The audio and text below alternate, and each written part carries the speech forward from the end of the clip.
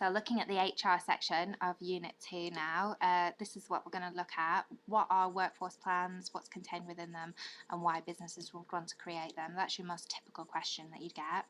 And then we've got to know the benefits and disadvantages of recruiting people internally and externally.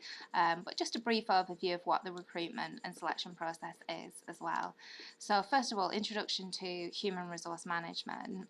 It's the management of your people, so your employees within an organisation.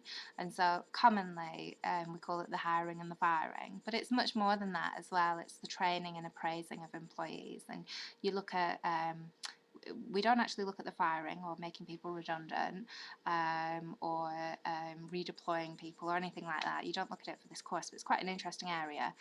But we do look at the hiring and the training and appraising as well.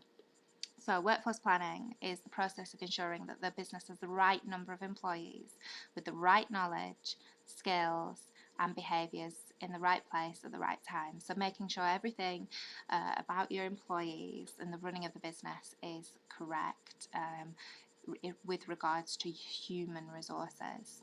So it would contain, it's usually a plan, so we're looking at the future. So it would contain an estimate of the number of workers needed, the skills that would be needed for, or it's not necessarily the number of workers needed, it might be the number of roles needed, because remember, people can job share, so you'd get 2 workers for 1 role, but usually the roles needed, the skills needed for each of those roles, the hours they would need to complete those roles. Maybe some of the targets they should be aiming for, their objectives, possibly.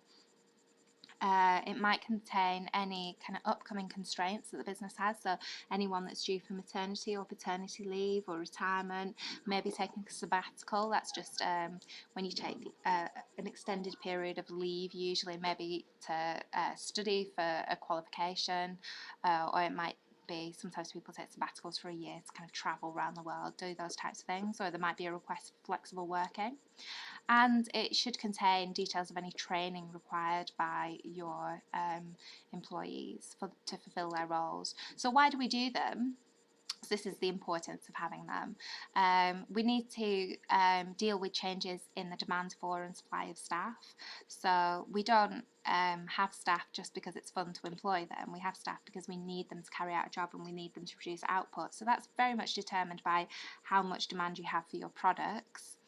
So you might be understaffed, you might need to recruit them or get people to work overtime, you might be overstaffed, so you might need to redeploy workers, so move them to a different part of the organisation, or you might even have to make redundancies.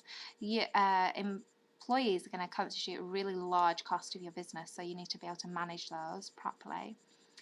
You need to be able to give your employees the skills they need for the future and provide training so that they can actually carry out their job and they're productive and they're efficient.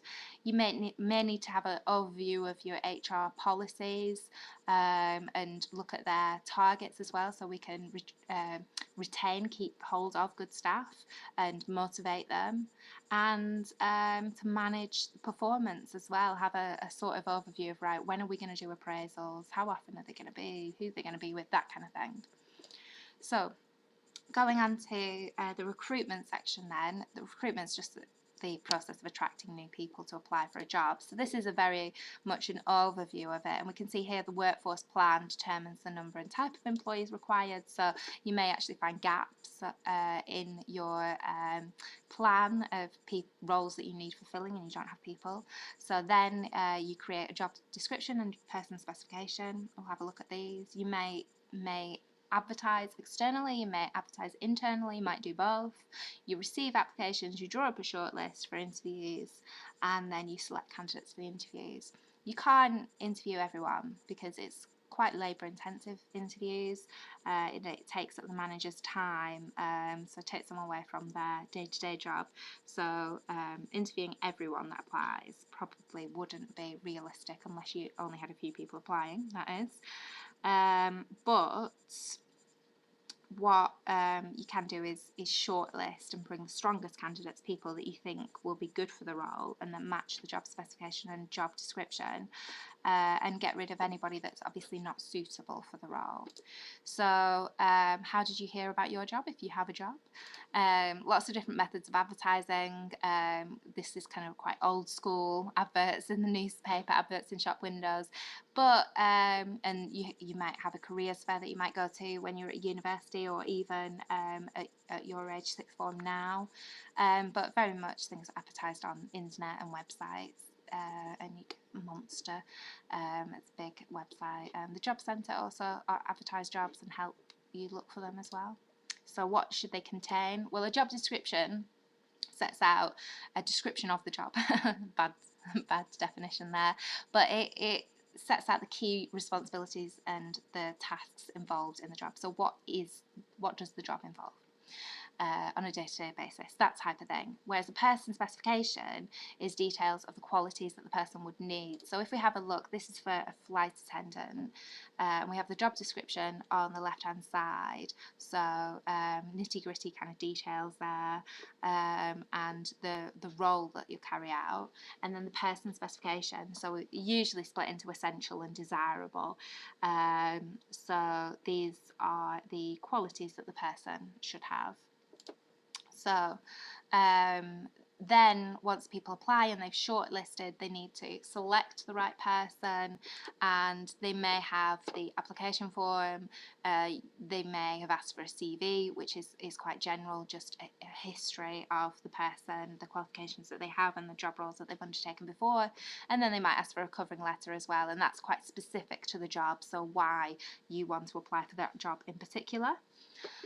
But the most common question that you get on a question paper about recruitment would be internal versus external recruitment. So internal is filling a vacancy from within the business, and external filling the vacancy from outside of the business. And it's usually what I call a matrix style question. So you have both internal and external, and you're looking at the advantages and the disadvantages of each. I call it matrix because it just, to plan it out, you can plan it in a matrix shape. Matrix is just like a table like this. I've pre-written these, but it's changed. Sorry, the headings have changed. So internal is at the top and external is at the bottom, and then this is the plus column and this is the minus column. So the benefits of recruiting someone internally is you know that person, they've been working, you're not thinking about maybe recruiting them for the same job they have, unless you're making redundancies. You're thinking about promotion opportunities for this type of person, so it might be very motivating that for them, because they're able to get a promotion, or the prospect that there could be a promotion in the future if they see a lot of internal recruitment going on is quite motivating. And that would fit into Hertzberg's theories of motivation. If you want to know more about that, have a look at the motivation presentation.